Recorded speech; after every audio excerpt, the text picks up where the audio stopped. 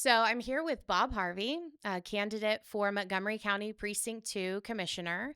And we wanted to sit down and chat with you here in the Dockline Magazine studios about your bid for County Commissioner and a little bit about what that means to you and a few questions that have arisen along the way.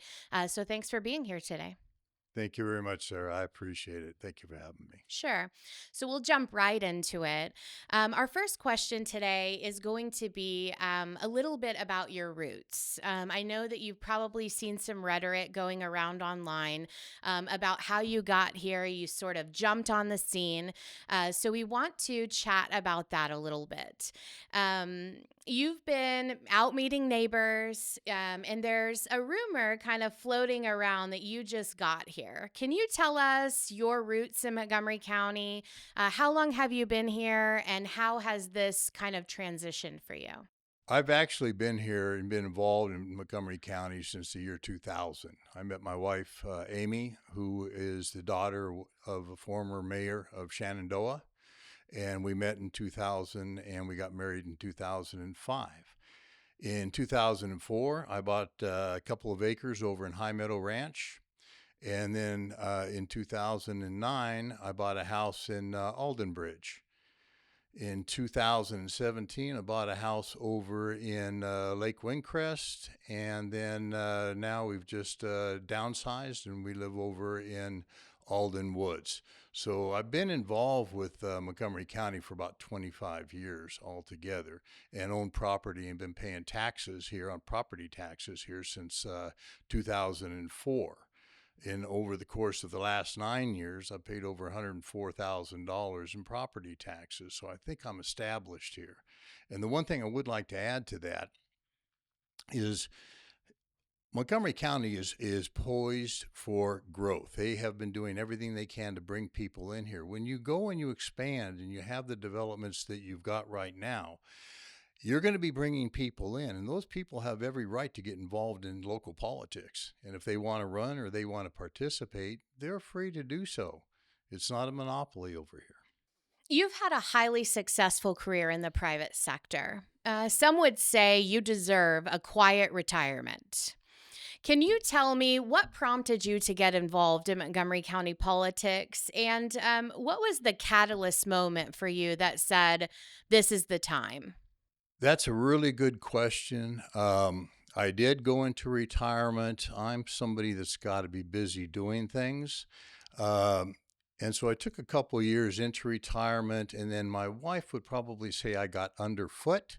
And so what I did is I went out and got a job just to keep myself active, and that was down at Home Depot, and I've been there for 4 years. So I've always believed that even though I've had a C-suite executive career, you can't be the boss if you're not willing to sweep the floors. So I've got no issue with doing that. When it comes down to my decision to get involved in the political side of things, I've always been involved in politics. Um, and recently, I've become a little bit more involved because at Home Depot, I meet people every single day. And we talk about things, and usually politics, because of the state of the country, is one of them. When we talk about local politics, there are a lot of very concerned people about what's taken place here in Montgomery County, the uncontrolled growth that we have, the issues with drainage and infrastructure, the state of the roads. And so the more I was talking with them, the more I started to get involved in this. The natural progression for me was because I'm a fixer. I'm a change agent. Listening to those folks, I said, you know what? This would actually be a great job for me and another challenge. So I looked forward to that quite a bit. So people often hear county commissioner and they think immediately just about roads. Mm-hmm. While that's true in a sense, it's more about management. So it's Mm-hmm. just a management job. How does your background in global oil lend itself to the county commissioner job? And what management skills that you picked up along the way in that expertise translate to the county commissioner role? Okay. If you were to take a look at my career and the path that I've been on and how I progressed, every single part of my previous career fits right into what a commissioner does. And that's everything from the fiscal responsibility, where we're looking at the P&Ls, CapEx, budgets, expenditures, contracts, things like that. All of that has been hand in glove with what is expected out of a commissioner here in Montgomery County. And that also includes audits, which are a very big thing in my past, because I was hired by some of the biggest companies in the world to go in and turn around their operations. And the first thing that we did together was do financial and compliance ethical audits. And then we did the contract reviews.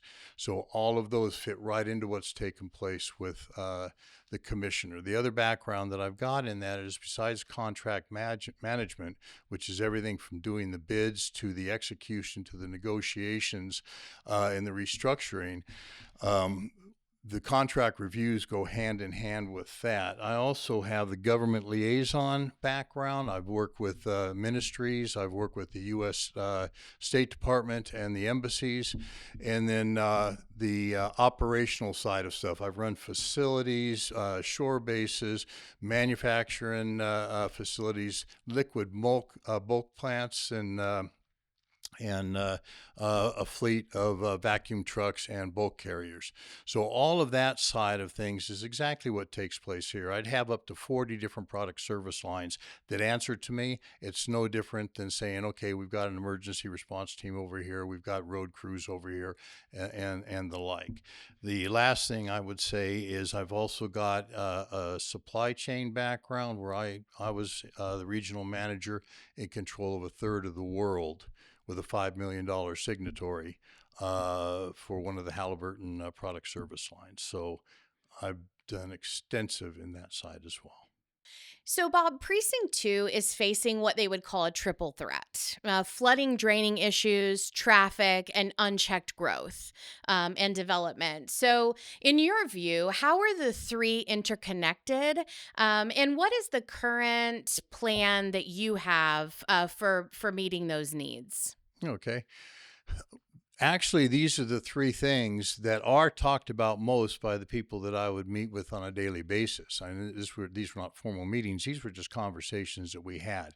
The unchecked growth and the rate of the growth, and the changing of Montgomery County. I can remember myself riding down, because I ride motorcycles, riding down 1488, and it was beautiful, full of trees. And you, especially when you get up around the 149 spur and 1488, there was a beautiful little ranch there with white fence around it, horses outside, and it was just a beautiful ride. Now we've got clear cut, trees are gone. We have strip malls, and we have what I call and consider uncontrolled growth. I don't think that my approach would be smart planning, strategic planning, controlled growth, and then an incorporation along the lines of what George Mitchell has done. I'm afraid that 1488 is going to look like 1960, and that's going to impact everybody's property values, especially when the appraisal values are going up and then your potential selling prices are going down because we're having a downturn in the market again. That is not what taxpayers and the homeowners want to see. So between the uncontrolled growth and the complaints that I've heard about the infrastructure support, be it drainage, be it the water, be it the sewer issues, be it the power issues, some of these developments, such as Mill Creek, have been in a situation where when power goes down, they go down for an extensive amount of days. And so they are very unhappy with the way that the infrastructure is running. So basically, I want to take a holistic, smart development, take a step back, look at this. I'm pro growth, but it has to be smart growth. And it has to be something that fits into the vision that the taxpayers have, because it's their county. If you're sworn in, what is the first action you take on day one? I know we've talked a lot about what your plans are, what the issues Mhm. are, but on day one, what is the first action you take to sort of allow citizens to see from Precinct 2 that things are changing, that there's a new sheriff in town, if you will? Mhm. Uh, From an operational standpoint, the very first thing that I'll do is exactly what I did in the countries that I was hired to go in and turn around. Uh, and that would be do a forensic financial audit, and to do a compliance audit, and then do the contract review. The reason for doing that is to understand exactly where we're at. I need to get hands on, eyes on to what's taken place. Are we spending our money wisely? Is it going in the right places? Do we have waste that's coming out of all of this? So that gives me a good foothold of being able to put an operational plan forward. The second part of it is I have always had an open door policy. And in that open door policy, I allowed anybody to come in, and I encourage them to do so at any time. If you have a question, stop me, ask me the question. If you have an idea, come in and talk about your idea with me, because nobody has all the answers. And what really ended up helping us be very successful is when people have an opportunity to talk to you about an issue, and they see that you're acting on that, they get on board. They all of a sudden feel like, boy, you're not only doing something, you're engaging me in the answer and the solution to these problems. So, Bob, you're running against an incumbent that has been in office for over a decade. Could you give us a simplified version of what is the Harvey method, and what is different about your way that could be different from the approach that's being used currently? Okay, the Harvey method, so to speak. I look long term. I look visionary. Where do we want to go, and how are we going to get there? The difference, I believe, I'm very, very proactive and engaged. And I believe we've been running the last several years in a reactive state. So what I like to do is I like to go out and engage not just the employees that I have and the customers that I would have, which would be the taxpayers and the people that run Montgomery County. I like to go out and talk to the small businesses and the homeowners associations, and be able to say, here's what I'm seeing. You tell me what's working, and you tell me what's not working. You tell me what would make an ideal situation for you. And then also talk about time frames, because you can't do things overnight. And especially when you're running something like a precinct, you've got to be able to prioritize. But that is also part of getting the message out to the taxpayers. Okay, here's what we're going to do in precinct 2.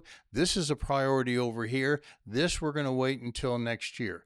But by engaging them and getting them to work with me and answering the phone, having a hotline, having an online presence where they can send you questions and then you respond to them within 24 hours, that means the world to these people. And that's what I was hearing over and over again from the people I was talking to when I was at work, and they were talking about what was going wrong with the county. So, what is one big flagship idea that you would like to be remembered for given the opportunity at the end of your first term? That is another good question. And here's the reason why. I was recently out with some friends of mine, and I like to smoke cigars. And we were having a cigar, and we were talking, and these were guys that had been here in Montgomery County for 30, 40 years. And we were talking about the whole issues involving water management. And they were saying there was apparently about 30 years ago, there was an idea that they wanted to address, and it was going to take 30 years to development. Nobody did anything about it. Nobody moved forward on it. What I would like to do is get a comprehensive, cohesive plan that involves multiple counties, government agencies, be them state or federal, government funding, be it state or federal, along with the county, bringing in FEMA, bringing in the Army Corps of Engineers, and taking a holistic approach at the water issues that we have. When flooding comes, it doesn't stop at somebody's border. it continues on. So by engaging the other counties here, we can put together a plan that basically says, here's how we're going to route water. Here's what we're going to do, build a lake over here, giant retention ponds. So that what happens is that water is planned, routed, channeled. When you do that, you're also opening up things such as opportunities for the irrigation water, recreation, residential, people being able to now buy land that's going to be on a lake, and it makes a holistic approach towards an environment of Montgomery County that's very different than what we're seeing today. 1488, in my opinion, is a disaster. It's going to be another 1960. People are going, what's happened to the clear cutting of all these trees? When we start building the way that we're building and tearing down trees and putting in concrete, that water's got to go somewhere. Where's it going to go? To your next neighbor's lot? So we need to make sure that we put in a plan, a water management plan, bringing in all of the big boys and their money to be able to say, this is how we're going to handle rainfall, flooding, irrigation, recreation, the groundwater for potable water and drinking water, and also wastewater. How are we going to handle all of that? That's a big project. That's going to take about 30 years. But if we could get it started and having people come in and do the studies on these and start to say, this is what we're going to look at, and here's how we're going to contribute to this, and you've got all the counties working together for that answer, I think it's going to be excellent, because it's going to protect people's lives and protect their investments and their livelihood. So basically, we are removing the risk of a natural disaster that could be catastrophic for our citizens. And it will contribute to a better environment for all of us here in Montgomery County. So, Bob, if somebody wanted to get a campaign sign or get in touch with your campaign in any way, how would they do that? We have a website. It's bobharveyfortexas.com. And we also have Facebook. The Facebook is Bob Harvey for Texas as well. Make that one a little bit easy. We have our email, which is at bob.harvey.campaign@outlook.com. You can call us up. My number is 832-790-7442. That goes straight to me.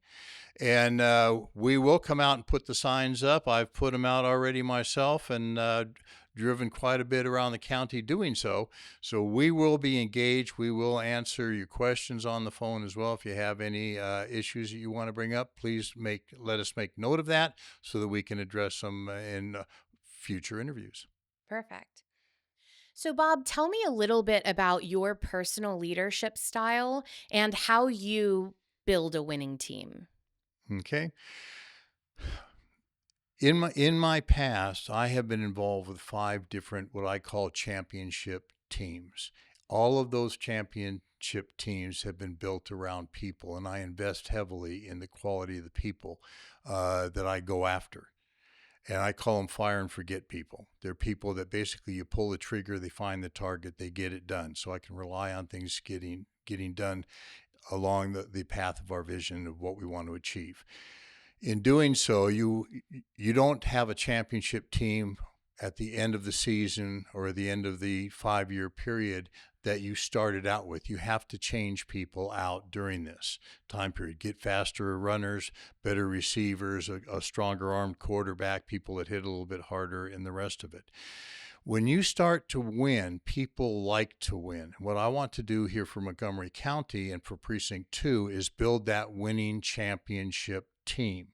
I want to be able to make sure that I've got the best people possible working on behalf of the taxpayers and the citizens here of Montgomery County.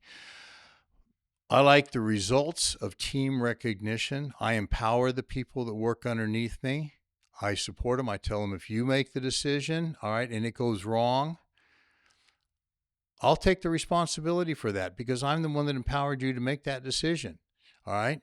If you make a decision and it goes right, you get all the credit because I don't care about getting the pat on the back or the recognition. I don't have an ego that says that I need to be stroked. What I do need is I do need to be recognized for building good, strong championship teams. And I've got a quote, and if I may, I like to use this. All right. Leadership is the drive to get things done. All right. Not complaining that you're powerless to do things and to make those changes. You see what needs to get done, be proactive, be very focused on what you want to achieve, and drive to that goal completion. We know that voter turnout has a downturn on non presidential years. So, as a constitutionalist, tell us how you feel the local vote is actually more impactful for a voter than the presidential election, and why people should get out to the polls to vote. That's a great question. And I think a lot of people know I belong to a group called the Grumpy Old Men's Club. And we talk about these type of things and events that are taking place on an international, national, state, and now very much so Montgomery County. With the Grumpy Old Men, we had a meeting that was about 3 months before the November election for president, and everybody was concerned about the presidential election. And I made the comment there, and I strongly, strongly believe this. It's not about 24, it's about 2026. And a lot of people looked at me, well, if we don't win 2024, we don't have to worry about 2026. You're going to win 2024, but you've got to get out. We have got to get the vote involved, educate people to understand the importance of the 2026 election. And for us, that starts in the primaries, which is March the 3rd. The reason for that is Trump is out there fighting every single day, and you can see all the pushback that he's getting. We need to make changes. I believe in term limits. I believe that a lot of the pushback that he's getting from the Republican side comes from people that are entrenched and they have been there far too long. We need to get fresh blood into our governmental system, starting, as Trump says, in the precincts. I am a strong advocate of people getting involved. And in order for them to get involved, you've got to educate yourselves and pay attention to what's taking place. Because a lot of people that I meet are coming in from out of state, and they voted with their feet. They left there because they didn't get involved, they didn't change it, and they've come here to Texas. One of the Grumpy's objectives is to make sure that they don't bring their politics from where they come from here to Texas. Make sure that you go out and you educate yourself, and here are the channels and the avenues you can do so. If you go to our Grumpy website, it is full of information resources, and we don't slant it one way or the other than conservative. You start that adventure yourself, walk down that path yourself, and learn as much as you possibly can, because when you start getting involved in that and your eyes are opened, they don't close again. Right. And the rule is you can't complain if you don't vote. Absolutely. You kind of lose that right. So you've heard it here first. Right at the Dockline Studios, this is Bob Harvey, candidate for Montgomery County Precinct 2 Commissioner, running against the incumbent, Charlie Riley. And I know that you have a lot of upcoming stuff going on, and you mentioned some of that in your interview. We will link your personal pages below so that people can find you, and they can get you to start working for them before you're commissioner by putting that sign in their front yard and shaking their hand in person. If any other candidates would like to come and have an interview here at the Dockline Magazine Studios, we are happy to host everyone. We will answer the same questions that we offered you, Bob. And for updates about election data and campaign information, you can always reach out to the Dockline Magazine Facebook page. We also have an online forum where you can get that stuff coming to you regularly. Thanks, Bob, for joining the podcast. We appreciate you taking your time to come out and chat with us, and we wish you all the success upcoming in March. Well, thank you. I appreciate that. And folks, it's critically important. If you want change, you've got to get out and vote. It's on March 3rd. I ask for your help, your support. your vote and your prayers. Thank you very much. Thanks, Bob.